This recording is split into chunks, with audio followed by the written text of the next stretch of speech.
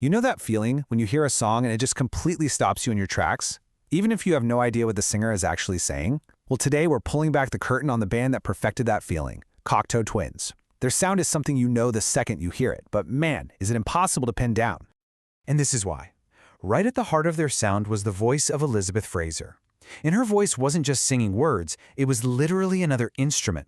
She wove these incredible textures and moods, using sounds that felt more like some undiscovered celestial language than English. And that, right there, is what made them totally unique. So the big question is, where did this sound even come from? How on earth did a band from a small town in Scotland manage to create a sound so new, so different, that it would go on to influence decades of music and create entire genres? Well, that's the story we're going to unravel. All right, so let's set the stage. We're talking about Cocteau Twins, a Scottish band who were around from 1979 to 1997. And in that time, they didn't just make music, they built their own sonic universe. It was ethereal, it was atmospheric, and it was so influential. But let's rewind to the very beginning, because their story doesn't start in some dreamy, ethereal landscape. Nope. It starts in the gritty, post-industrial town of Grangemouth, Scotland, right in the thick of the post-punk scene. So, the whole thing came together pretty fast. You've got guitarist Robin Guthrie and bassist Will Heggie starting things off in '79. But the real spark, the secret weapon, came 2 years later when they found a 17-year-old Elizabeth Fraser at a local disco. Just a year after that, in '82, they're signed to the legendary 4AD label, and their first album, Garlands, is out in the world. And their evolution was just incredible. I mean, they started out with these really dark, kind of spiky post-punk influences. You can totally hear bands like Susie and the Banshees or Joy Division in their early stuff.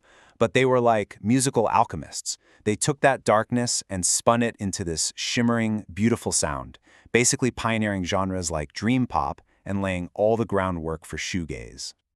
So the pieces are in place, but one more change is about to lock everything in and honestly change the game completely. This is where they really hit their stride. In 1983, the original bassist Will Heggie left the band, and in comes multi-instrumentalist Simon Raymond. And this is the lineup: Guthrie, Fraser, and Raymond. This trio became the magic formula, the one that would define the Cocteau Twins sound for the rest of the world. And this is the sound they pretty much invented.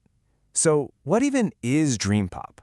Well, forget about loud, aggressive rock riffs. Think instead about Robin Guthrie's guitar, just drenched in effects, echo, chorus, delay, creating these massive, lush soundscapes.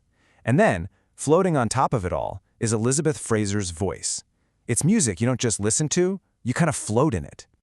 You know how every great band has that one album, the one where it all just clicks? Well, for Cocteau Twins, that was 1984's Treasure.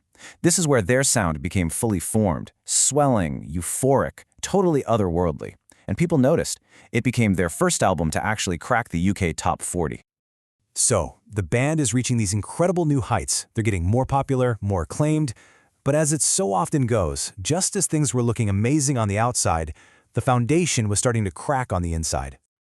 Number 7. That's a big deal. That's how high their 1990 album, Heaven or Las Vegas, climbed on the UK charts. This album is an absolute masterpiece. It's the perfect blend of their atmospheric sound with these undeniable pop hooks. This was it, their commercial peak. But that success came at a huge cost. Behind the scenes, things were getting really dark. The pressure, the lifestyle, it was all leading to some serious internal struggles, mostly centered around Robin Guthrie's addictions, which put a massive strain on the band and especially on his relationship with Elizabeth Fraser. I mean, just look at this list. It's a complete implosion. Guthrie had to go to rehab. Fraser started therapy just to cope with all the chaos. And their 13-year romantic relationship, it was over. As if that wasn't enough, they also split with 4AD, the record label that had been their home since day one. Everything was falling apart. And all of that pain, all of that turmoil, it had to go somewhere. And it went straight into the music.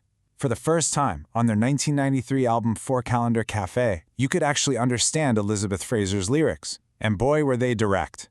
The album was this raw, heartbreaking document of everything they'd been through. So the band itself was on borrowed time at this point. It was clear it couldn't last forever. But the sound they created? Oh, that was just getting started. Its echo was about to get a whole lot louder.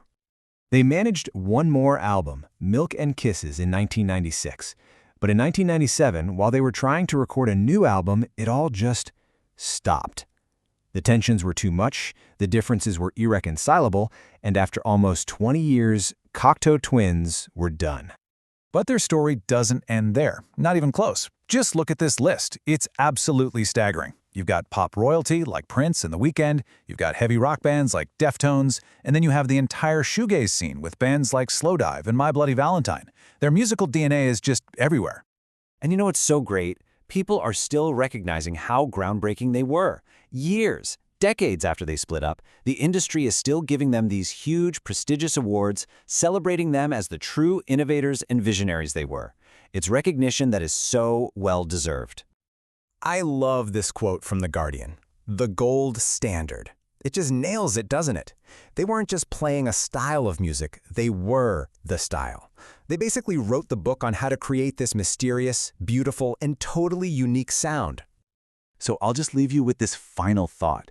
In today's music world, a world that's so driven by algorithms, auto-tune, and 15-second viral moments, could a band as weird, as mysterious, and as deeply organic as Cocteau Twins ever happen again? Could they find an audience and flourish? It's definitely something to think about.